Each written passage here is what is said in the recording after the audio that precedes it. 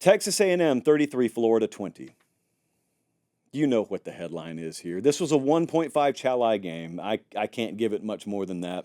The big topic of conversation during the game was Napier. I mean, look, I can get excited about Marcel Reed, quarterback that had to play for A&M, but that's not what most of you were talking about. But the rule on the show generally is we talk about winners first. So there were two schools of thought here for Florida fans, and I'll get to A&M. There were two schools of thought. They either wanted to win the game or they wanted a loss that was so definitive it left no doubt as to what needs to happen with the program. And they got one of those, and it's the latter. So I can tell you how bad this game was. Colin, tune her up. I can tell you how bad this game was, but I don't want to do it by myself. I need some help. Sarah, come on in, because this one went sideways in a hurry. The Sarah McLaughlin special of the week was Texas A&M without Connor Wigman. Backup quarterback, redshirt freshman Marcel Reed. Florida in must-win mode. A&M up 20-0 at the half. A 302 to 73-yard advantage at halftime for the backup quarterback Marcel Reed-led Texas A&M Fighting Aggies. They outrushed the Gators. This is not a typo. 197-7 in the first half. An 18-3 first down edge in the first half. A&M scored on their first four possessions. Florida's drive chart in the first half, bear with me, this won't take long. Punt, 3 and out, punt, interception. A&M also tripled them up in time of possession in the first half. And with that, the curtain effectively dropped on what has been a darker and darker by the week era of Florida Gators football. Thank you, Sarah. Marcel Reed, what a story yesterday, by the way. It's not sad. We should have happy piano music for him, maybe like some Bruce Hornsby piano music for him. Marcel Reed was really good yesterday for Texas A&M. So much so that I don't think we can overlook the dynamic he brings. Now, I was lurking over on Lucci's board on Texags a little while ago, and I just wanted to see. I don't like to do a lot of this on Sunday because I don't want it to infiltrate what I'm going to say. But A&M's an exception on this day because I did want to see what the folks over there were saying. Sure enough, a lot of them think Marcel Reed, QB1 of this team. Now, we're going to find out how much Mike Elko and his staff and Colin Klein, the OC there, and his staff trust Connor Wigman because he will be back eventually.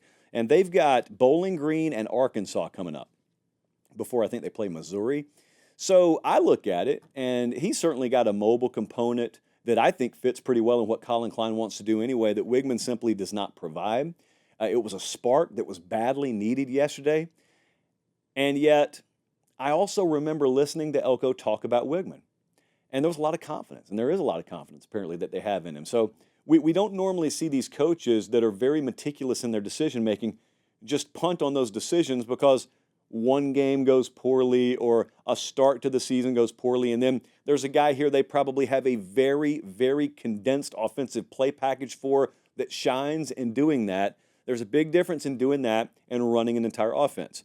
But sometimes that's the answer. So point being, we don't really know fully what we watched yesterday. They do. And they also know, as I think I do, this will take care of itself. Because he's going to start against Bowling Green. He's going to start against Arkansas, we think. And then we'll reassess. And by then, hopefully it's worked itself out one way or the other. But we'll find out how much they're sold on him. But that's not really what most people respectfully cared about in this game. We got an answer in this game.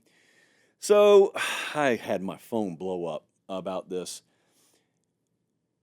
I'd say we got everything answered that we needed to about Billy Napier. He's going to be fired. He won't be the Florida head coach for very much longer.